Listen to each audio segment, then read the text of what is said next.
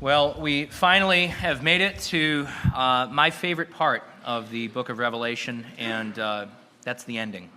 And not just because it's ending the sermon series here relatively soon, but it's my favorite part because unlike the rest of the book, really not including the first three chapters, these last four chapters are pretty straightforward.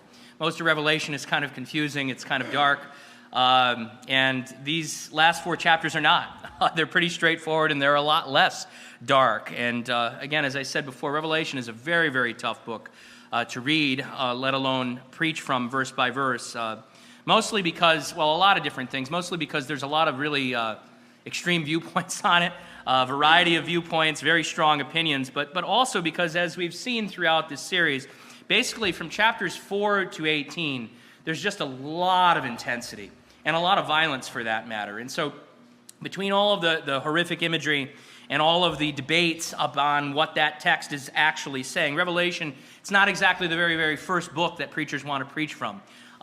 It's not the first one that we want to delve into, especially in the verse-by-verse expository series. But that said, here we are, with all of that behind us, with these last four chapters ahead of us that, in my opinion, as I said before, are relatively clear.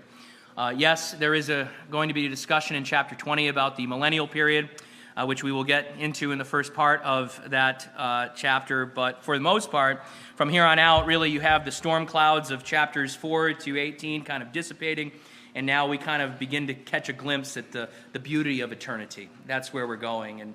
And that beauty of eternity